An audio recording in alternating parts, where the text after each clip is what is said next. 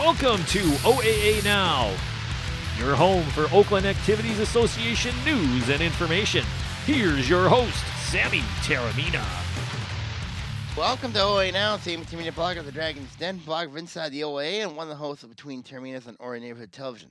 I'd like to welcome my friends from Oxford Community Television and also those watching on YouTube. Of course, we've had some big-time news breaking out of the league. We're the first to confirm a big major story. Of course, we also got another departure in the boys basketball circuit as Taylor Massacal leaves Troy Athens to go to Detroit Edison. And also the possibility of Novi coming into the OA. It looks like it could be a very real possibility, but it's an interesting what if. So let's go to our main story, and I can confirm this via my accurate source that I had talked to on Sunday night. And this is a huge one, okay?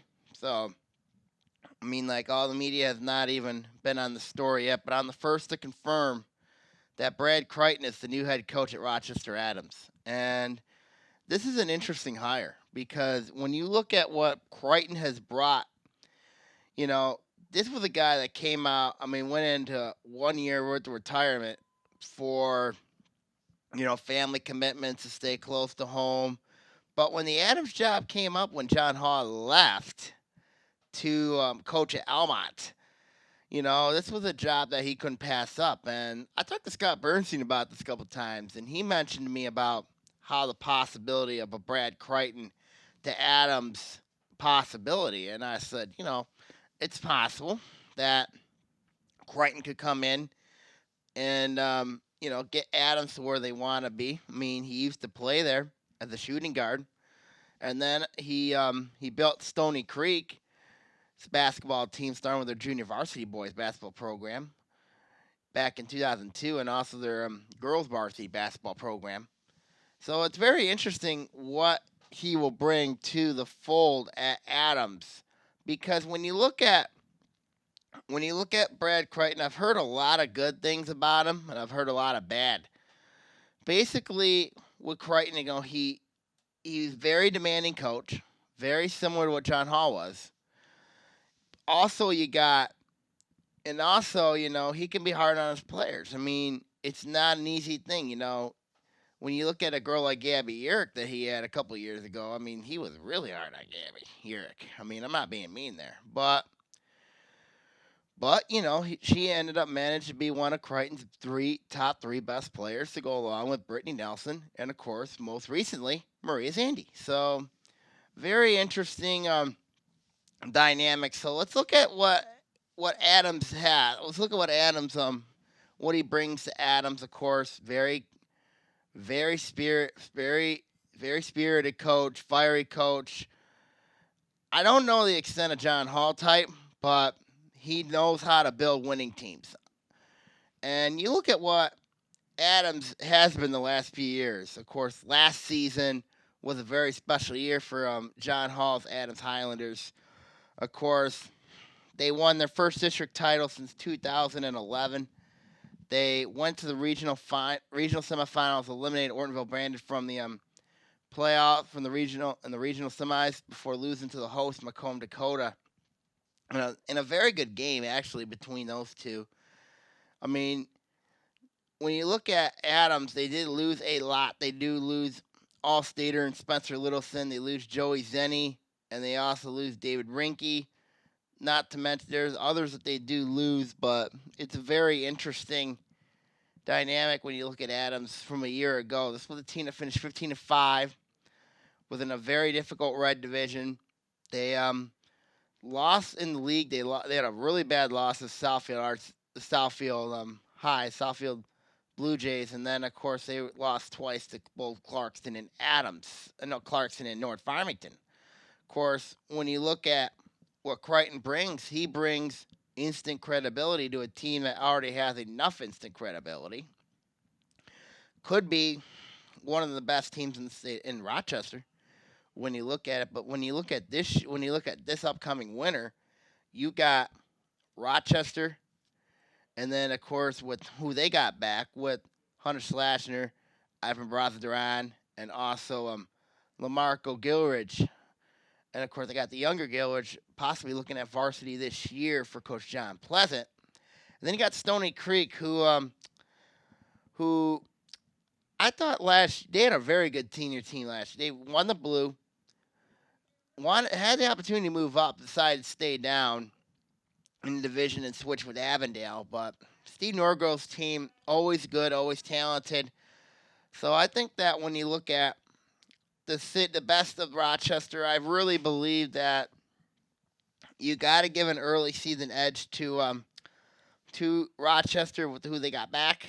But with the experience that he brings, I think it's going to be what that Crichton brings. I think it's going to be an instant game changer because Crichton does know the system in Rochester as well. Now Crichton's going to have to do some things a little bit more differently than he's done in years past. Of course, Crichton has benefited from longtime assistant coach Kellen James. Of course, James now coaches his own program at Stony Creek. And James last year finished 15-5, winning Stony's fourth straight district crown. And I think Kellen James is really happy right now in the girls program. So I don't think he's going to be coming to Adams. I really don't.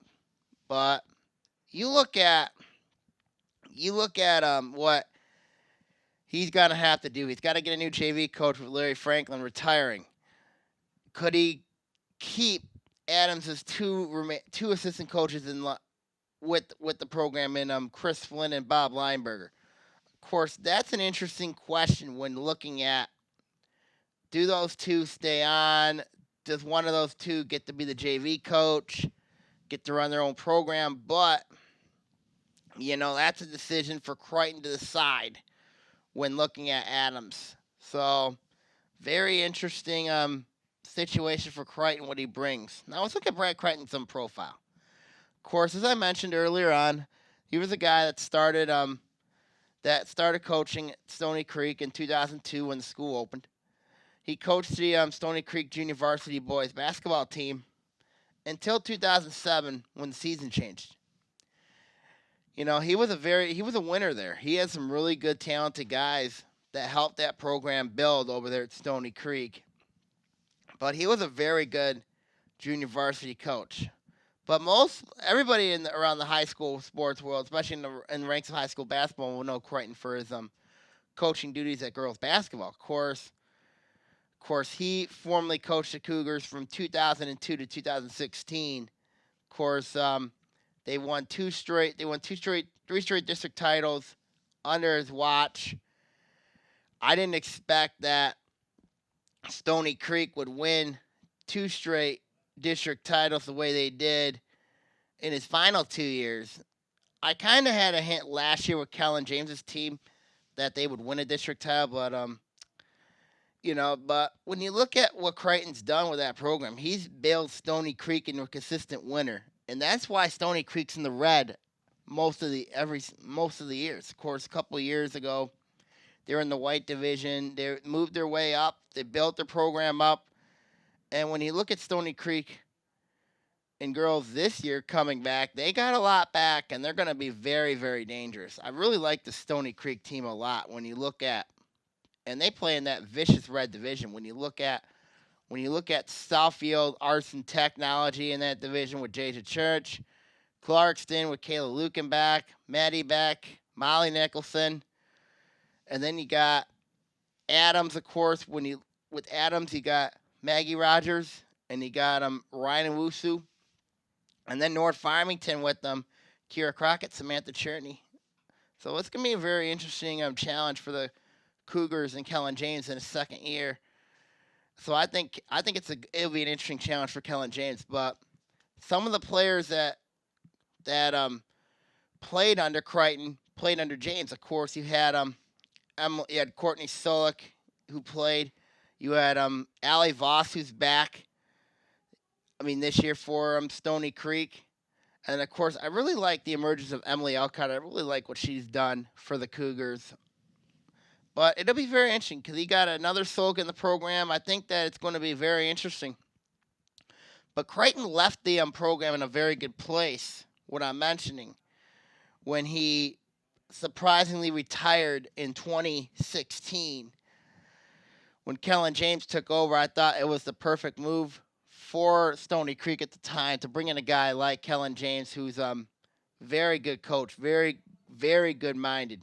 I mean, he couldn't have been a more perfect choice to replace Brad Crichton over at Stony Creek. But Kellen James has done a magnificent job of that program. So when you look at what Crichton's done, of course, oddly, he is a teacher. He teaches at Van Heusen Middle School. His kids are at Van Heusen Middle, about to go to Adams. Reminds me of a very similar trait to returning coaches to play at certain schools. And of course, Crichton did play at Adams, as mentioned earlier. But when you look at some of the coaches that came back to their alma mater and had success, you got to look at Crichton, compare him to the likes of Jim Manzo, who played at Lake Orion, Steve Roberts, who was at Lake Orion alum. You look at Steve Laidlaw, coach at Oxford. And now he's back coaching at Oxford. And then you have Tim Morton at Avondale. Of course, he used to coach at Avondale on their 19 in their Class B state championship team. Now he's back coaching at Avondale. Dan Fife, Clarkston. Of course, he played at Clarkston. He was one time the athletic director there, and now he's solely focusing on coaching boys basketball. But he's a Clarkson alum. And then of course it's interesting. You got Gary Fralick, the longtime coach at Troy.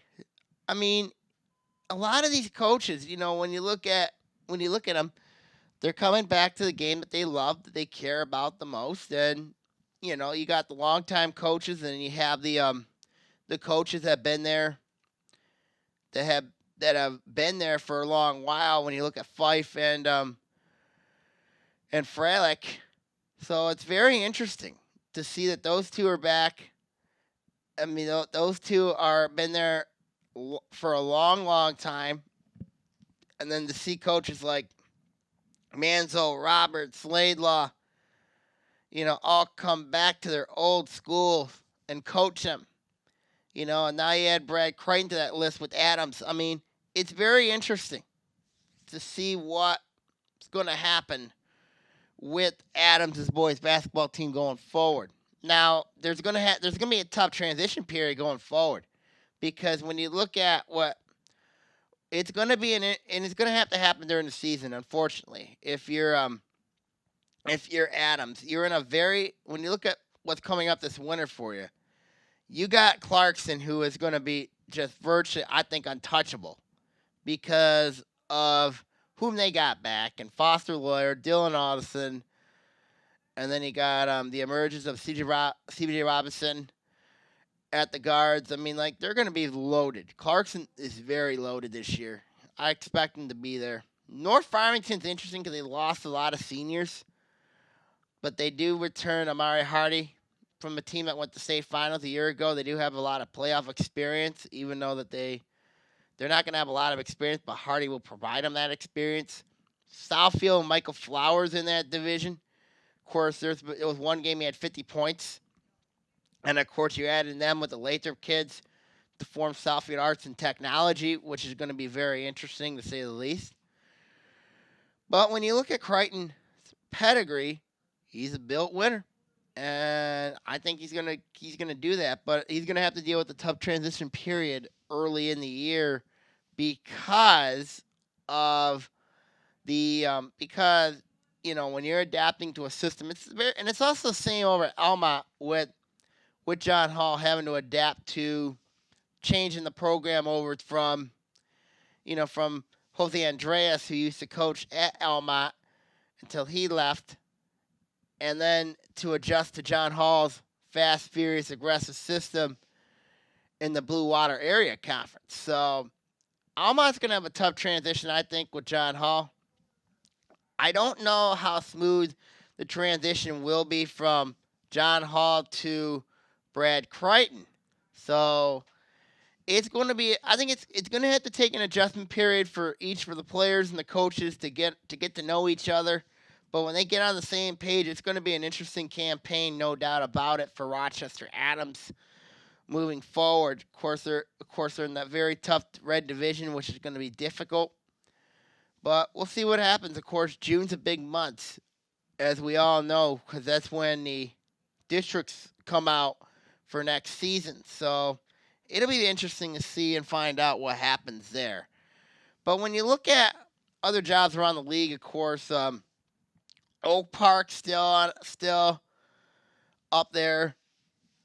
Pontiac's an interesting one, and also Berkeley. Those three jobs right now are still left to be filled over there, and it's getting at time.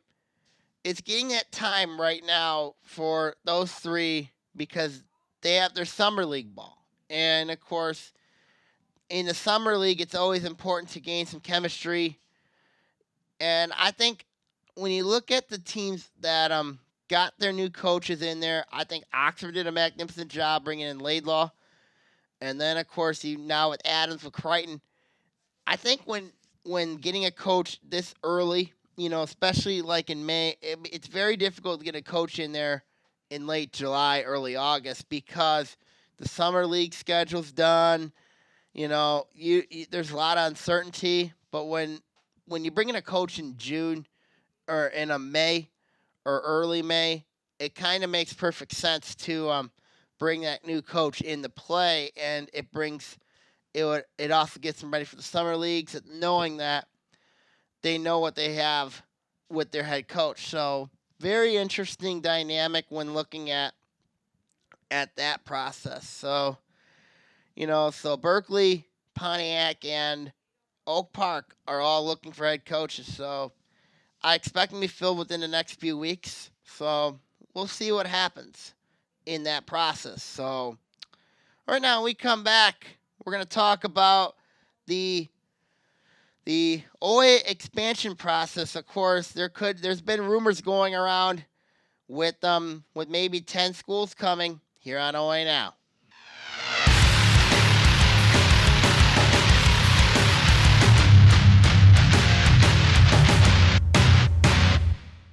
I'm Oakland County Sheriff Mike Bouchard and former Red Wing great Joey Koster reminding you to follow the rules regarding boater safety. Always operate at safe speeds, avoid alcohol, and wear a life jacket. Don't let a great day on the water be ruined by bad decisions.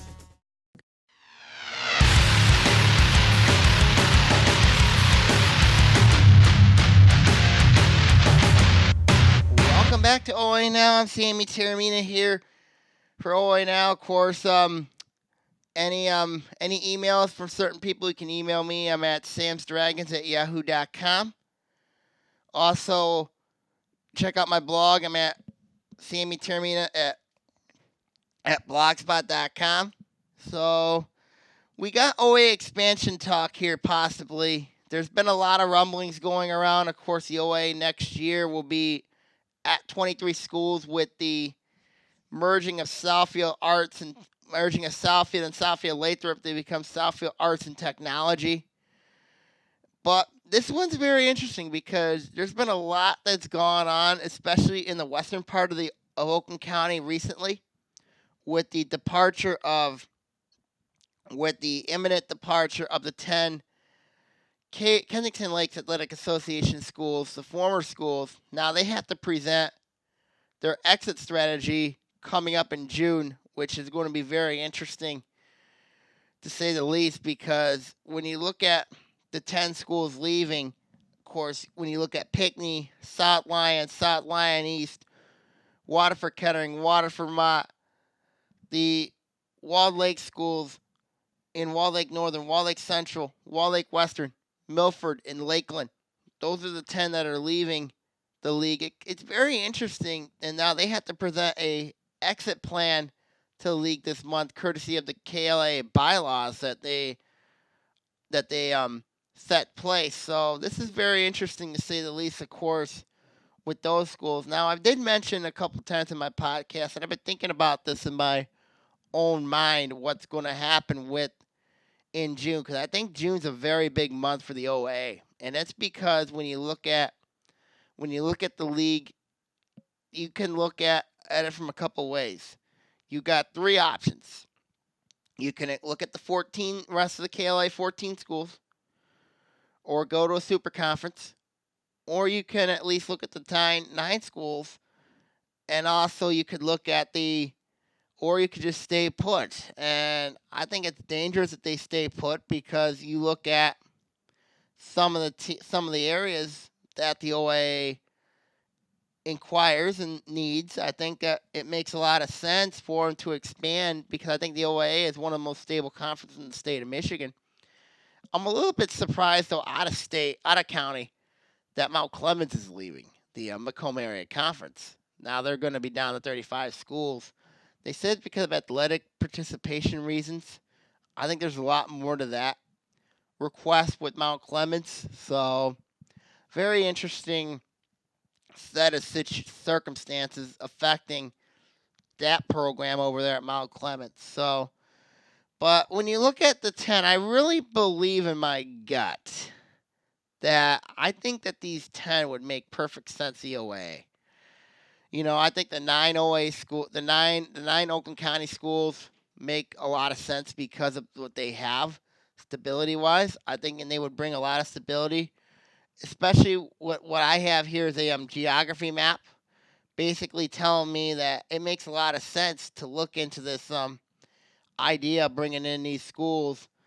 And I don't think anybody else would have a problem with them. I really don't. But one school district's very interesting. When you look at this school district, I believe personally that they have a great shot at coming in this league. And it's the Novi Wildcats. The reason why I look at Novi is because, one, their school district's in Oakland County. Two, they're pretty close to a place called Farmington, where North Farmington, Harrison, Farmington are at. And, of course, if you think about it, you bring them in with the Walled Lake schools, you could bring them in, and that sets up an interesting rivalry with North Farmington, Farmington Hills, and Harrison for about 3 years, and then until Harrison closes. But Novi brings an athletic tradition, though, to the fold. Of course, a lot of people know Novi as the team that won a state championship in girls volleyball this year. Of course, led by their star setter, who's going to be a junior this year. Oddly enough, a Michigan commit, and Erin O'Leary. I think with her, she's a very talented volleyball player, of course, for Coach Denver Cottrell. But I think when you look at Novi possibly joining, it could set up a huge rivalry with the teams like of Clarkson and Orion if Novi were to join the league. And you look at a possibility, and of course, boys basketball, Novi had a bounce-back season a year ago. Girls basketball, they've always been tough, always been competitive. But let's look at football. Of course, Novi, they finished the year at 5-4. They barely made it into the playoffs, and they took on undefeated red champion West Bloomfield. And you know what Novi did to West Bloomfield? On the road, shocked them. They shocked them in the playoffs, eliminated the Lakers from the playoffs. Virtually what they did was, that was West Bloomfield's best ever team they had. I thought personally West Bloomfield would go far into the playoffs, that they had everything ready for them. Everything was laid out for them. They had a nice, easy, I believe they could have went, they had everybody coming to their place, coming into the swamp to play them, and then for some reason West Bloomfield struggled in that game. Their defense was truly exposed, and they ended up losing that game 31-28, which then set up a huge firestorm, and that was a monster upset at the time of that pre-district with Novi, because it showed that they had some very good talent in that division, in that teams. And Novi's got some great rivalries with the OA schools. When you look at Clarkston, when you look at Lake Orion in the 2002 playoffs when they took the Dragons out of the playoffs in the districts. So it would be interesting if Novi were to join the league because and their geographical location makes a lot of sense because when you look at it from a topography map, I'll show it to you right now. I don't think you can see it very well, but Novi right here is in Oakland County. They're in the Oakland County School District. And it makes a lot of sense when you look at Novi from a map. You know, they have Wall Lake to the north.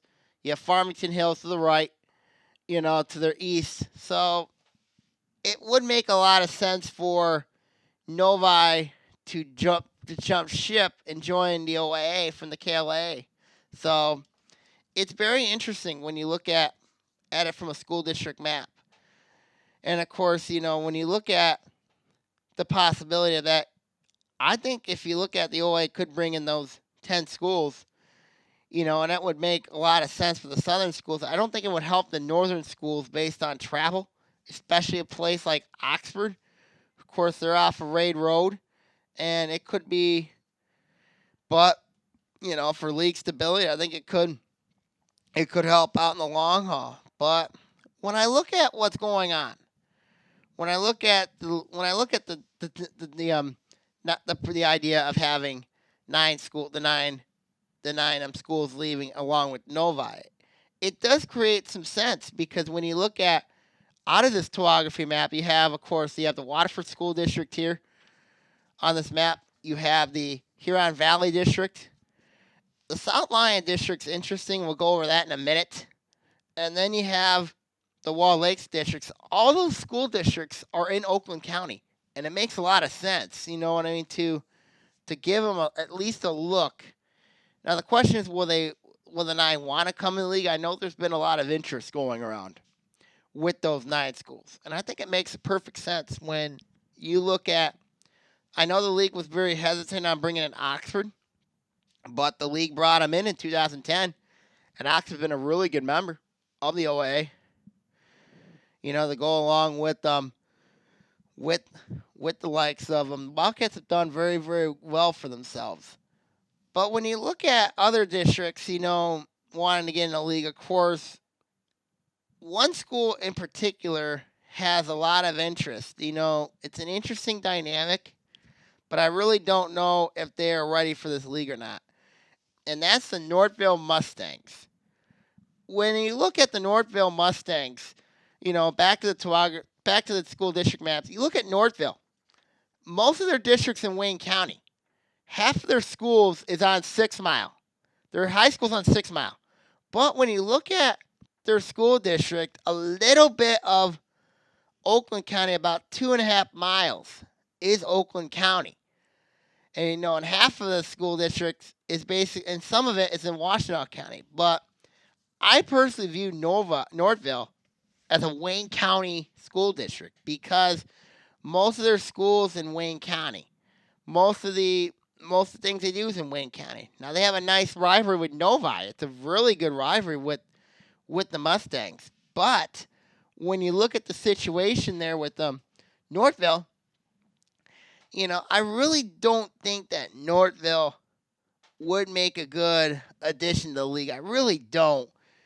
Especially if it hurts to the northern schools. Because when you look at Northville, if Northville, let's say, were to join the league, then you got to look at seriously bringing in Lapeer. Because Lapeer would appease the northern schools. Northville would appease the southern schools.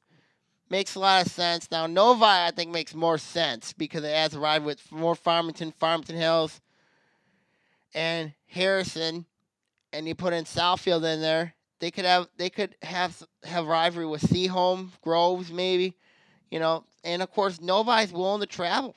They're willing to travel if they want to. So it's very interesting, a very dynamic, to say the least, with Novi.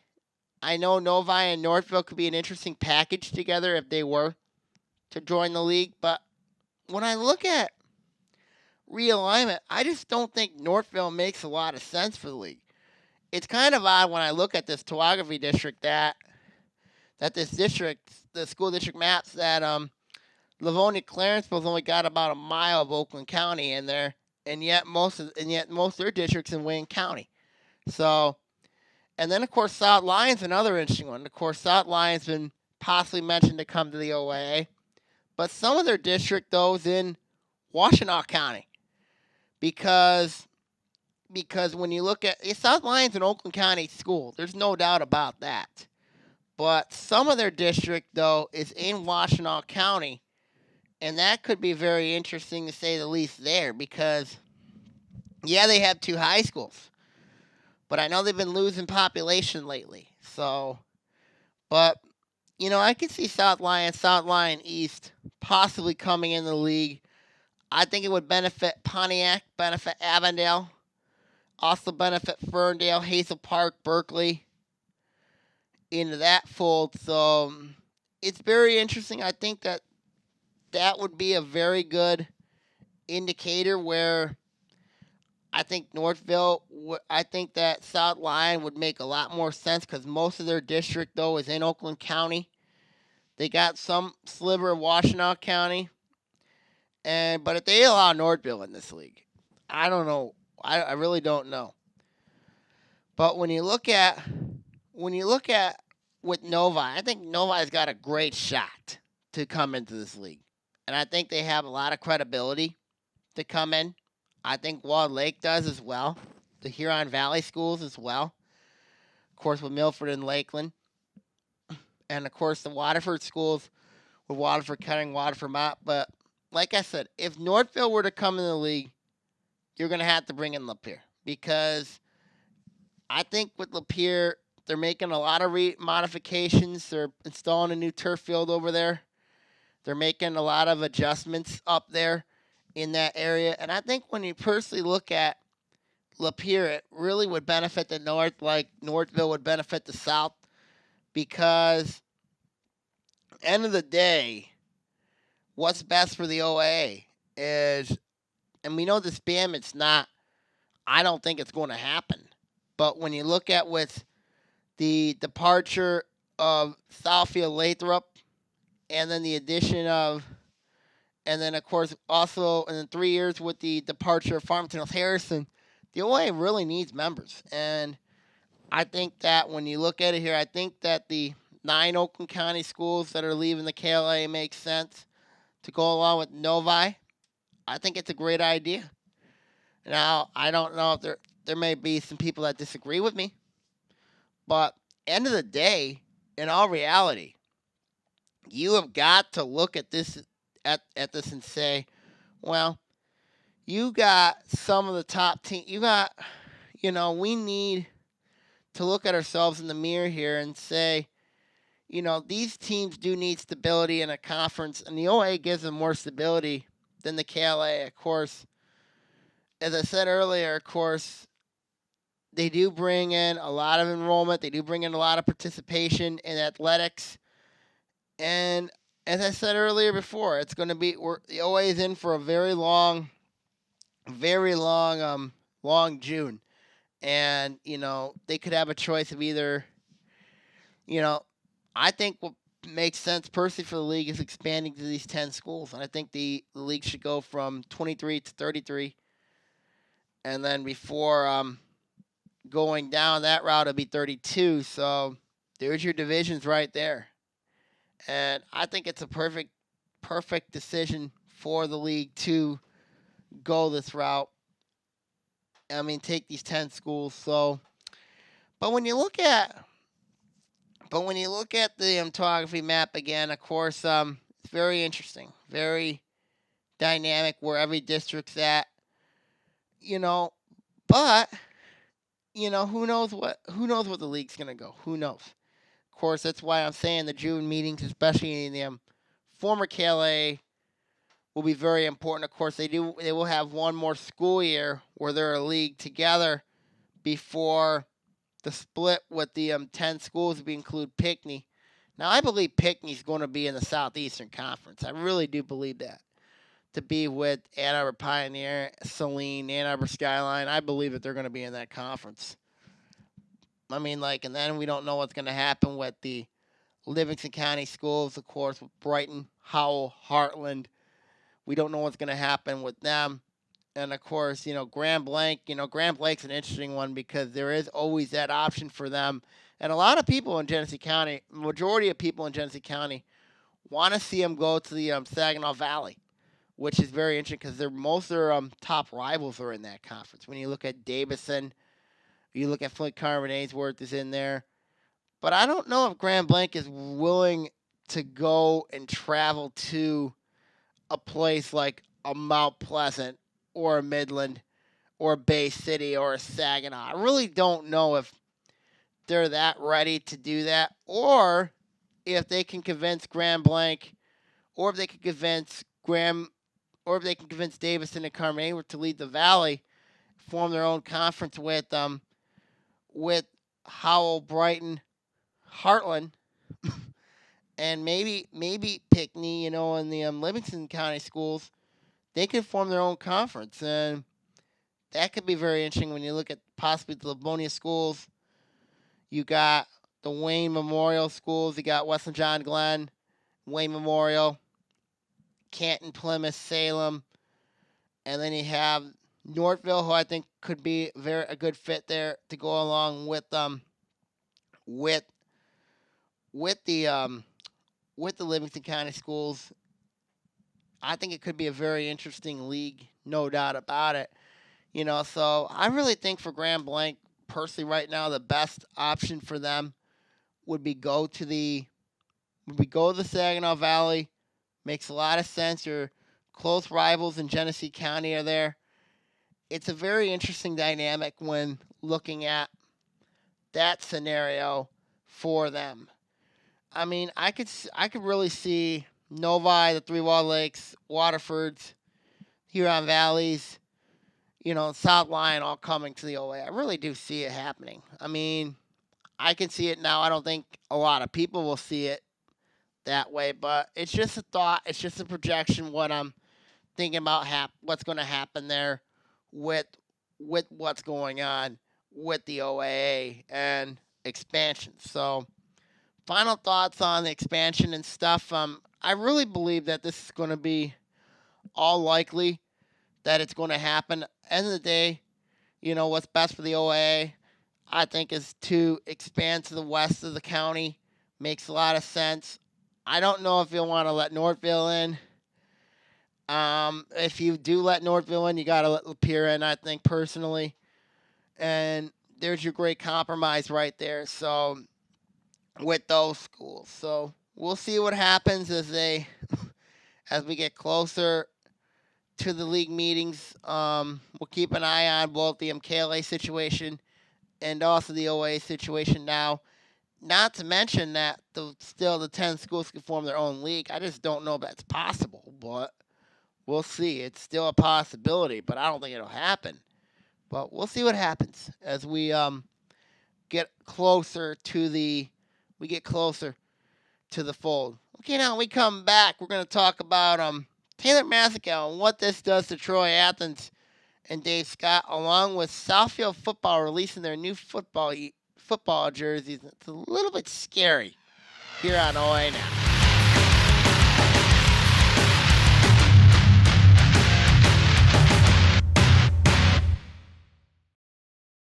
We own a Habitat home. I love working on my Habitat home. Soy dueño de una casa de Habitat. My neighbor is a Habitat homeowner. Being a Habitat homeowner has changed our lives. My mortgage payment for Habitat is less than what I pay for rent. Habitat for Humanity of Oakland County currently has homes available with mortgage payments lower than most rent payments. If you or someone you know needs decent and affordable housing, call 248-338-1843 or visit our website at habitatoakland.org.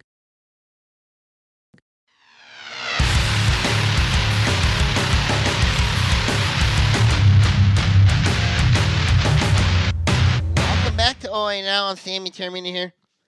Got our last segment here. Regional recap briefly in track and field. Disappointed with Lake Orion a little bit with what happened there.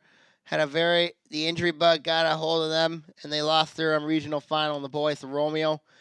Got to congratulate Clarkston on winning the Lake Orion regional in the girls. Bloomfield Hills taking second, Orion taking third. Oak Park boys and girls won their regional at North Farmington. Of course, that was both of them were blowouts as expected. And then of course you had some solid efforts from Farmington, West Bloomfield, Farmington, and them with the distance. Seaholm also had a nice showing as well.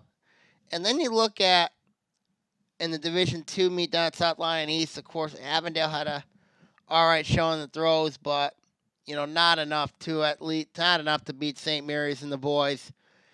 And the girls, it was overwhelmed by Detroit Country Day, who ended up winning their regional pretty convincingly. And then, of course, at Warren Mott, Troy Athens really didn't have much of a chance over there with Macomb Dakota. Of course, Macomb Dakota winning both crowns. So very interesting, briefly regional recap there with them. So let's look at some more basketball news. Of course, Taylor Massicow.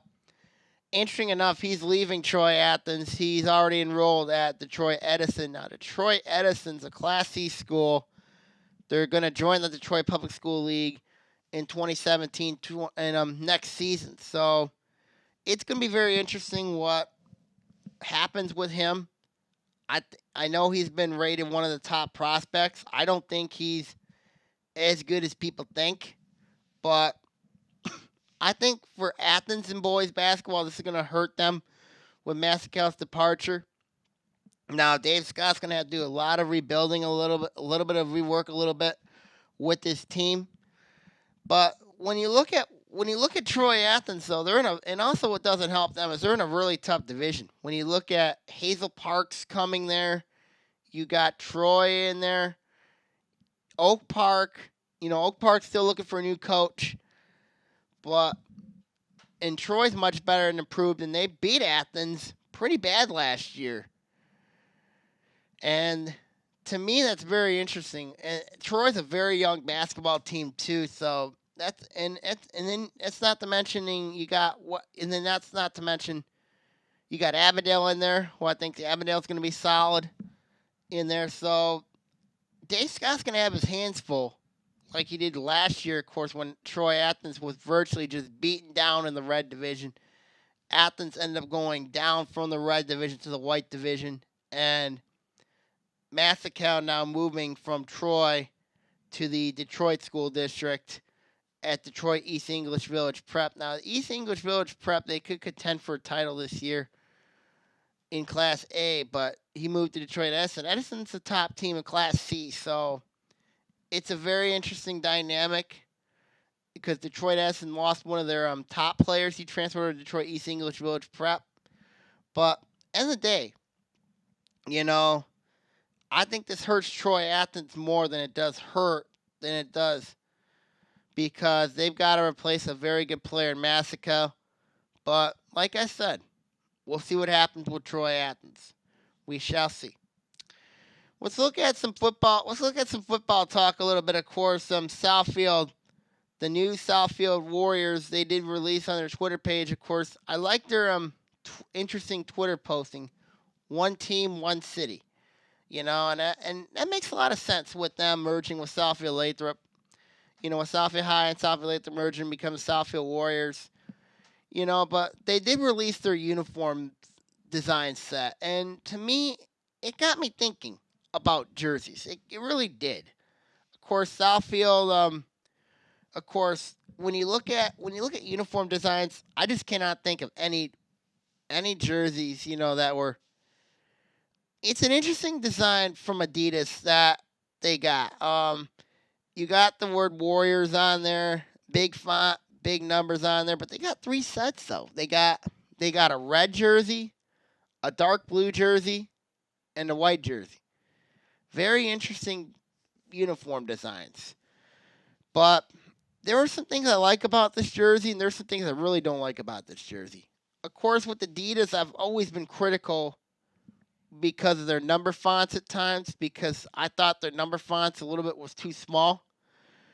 But they added that big Adidas logo on there, and I don't like that at all, because that really, I think personally, when you look at a jersey design, it shouldn't be at the straight V-neck of the jersey. It should be either on the left side or the right side of the jersey, because that's what makes the jersey. I do like the uniform design of their jersey, though. With the name Warriors on there and the number. But I'm curious to see what the sleeves say on there. I know the sleeves, and I like I do like the number font design though that they have though. I mean, I would say that uniform concept is much better than I would say Lake Orion's because road jerseys. Because I think when you look at Lake Orion's road jerseys, I thought they were just completely They were disastrous. I think that jersey set that they have was a complete disaster. I mean, I liked their jersey look in 2012. There was no doubt about that with the Dragons. I really did. Because when they had the opposite elbows, opposite patch, and then instead they went to the traditional uniforms, the plain jerseys, I still think those were just completely disastrous. Now, I don't know if it's responsible for them not going to the playoffs for the last 2 years, but I just did not like that concept, that jersey, because what Nike gave them. I really don't. But, back to Southfield's jersey design, it's an interesting design. It's interesting they have 3 jerseys, especially with you have the red jersey, you have the dark blue jersey. Now, I'm curious to see what jersey of theirs becomes the primary jersey. They said on their Twitter page that the red one looks to be like their primary jersey. And that's very interesting because Southfield wore dark blue. You have virtually Southfield's coaching staff in place, some with Lathrop's staff in place. Of course, Tim Connolly's their new head coach over there. So I'm curious to see what this jersey concepts he brings up. And I'm very curious to see what their helmet's going to look like. What type of game pants they're going to wear. If they're going to wear blue pants, they're going to wear white pants, or are they going to wear, even wear red pants at times. So, I'm very curious to see what the rest of the Southfield design is going to look like heading into this upcoming fall. When you look at camps coming up, of course, we're in that month of June where a lot of football camps are coming up. Of course, most notably will be a Sound Mind, Sound Body camp taking place at Wayne State, June 9th, June 10th. Very interesting camp. I think there'll be a lot of OA. We'll preview that camp coming up in June. So, and see what are the chances. Do I think personally that camp, it does help people in some sense, but sometimes it does not. So, we'll see what happens as we get into that fold. So, when you look at the strength of that of football coming up, early season wise, you're going to have to give an edge to Southfield because of who they got back. But when you look at Southfield, and they merging with Lathrop, the loss that bothers me, and I think it bothers the rest of Southfield, was when they lost to Berkeley. How do you lose to Berkeley in the playoffs last year? Kind of wasn't surprised with Lathrop as much as I was with Southfield, because Southfield had all that talent a year ago. All that talent. And then to go in there and lose in the district final to the Berkeley Bears. Now, Berkeley had a really good football team, but this was not supposed to happen where one of the top teams in the state of Michigan who's played a more brutal schedule play against a team that,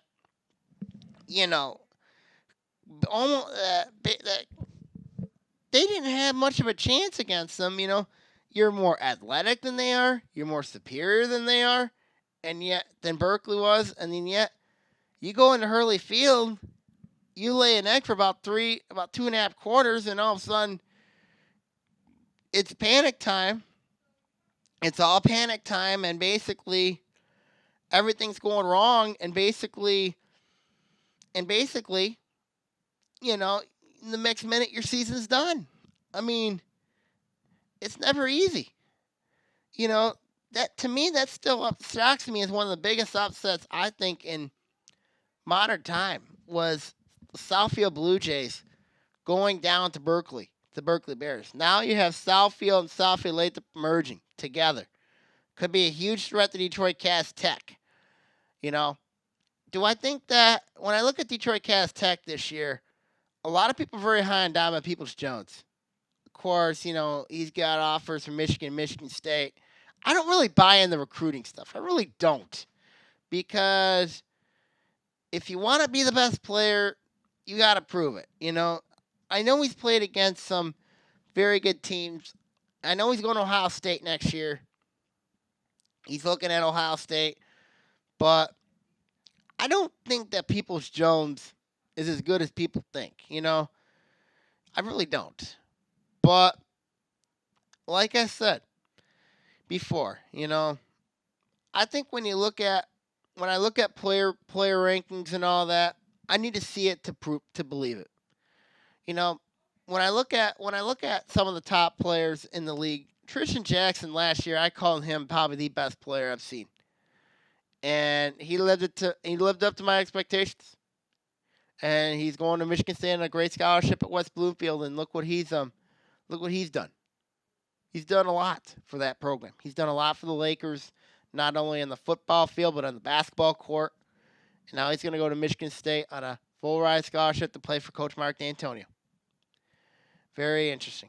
Very, very, very, very good. I think, you know, West Bloomfield, they had their best senior class. I really liked that team that they had a year ago.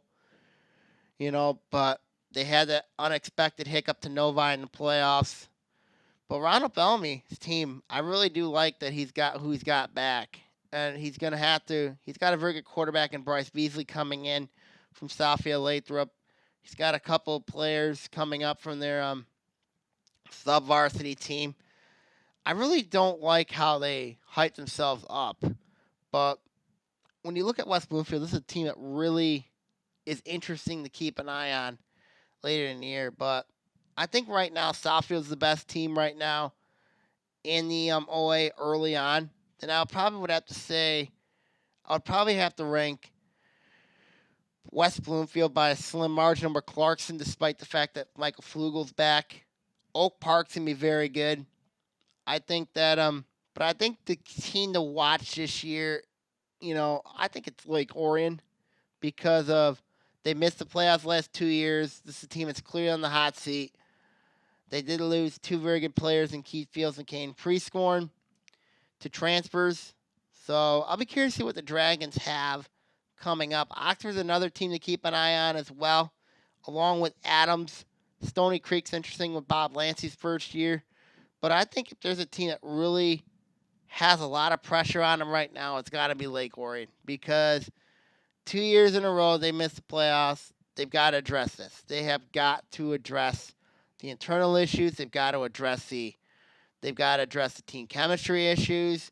You know, the last 2 years has been a very long year at Lake Orion, no doubt, for Dragon fans and Dragon alums, that they have not been good. And this is something that they have to address. Oxford's another team to keep an eye on. I really like Nate Fleming a lot, quarterback. He's gonna have a big year along with them. Well, the running back, I like him a lot, but like I said, we're only in May, heading to June. All right, everybody, I'm going to sign off here. Wish everybody a happy Memorial Day weekend. Good luck to those track runners running at the Oakland County meet this weekend. Also, running and throwing and jumping at the Oakland County meet this weekend. Baseball, softball districts are coming up. We'll preview them coming up on the blog, so stay tuned to the blog there for further updates on the baseball, softball previews. And it's going to be very interesting, so we'll see what happens coming up on the So enjoy. And of course, lacrosse districts, of course, our regionals are still in play right now, and the guys lacrosse and girls lacrosse, so they're both underway right now. So we'll see what happens. All right, now I'm signing off here, everybody. Good night. God bless, and take care, everybody. And happy Memorial Day, everybody. OAA Now is produced at Orion Neighborhood Television, Lake Orion's community media outlet. To learn more about ONTV, visit our website at www.orionontv.org or call us at 248-393-1060.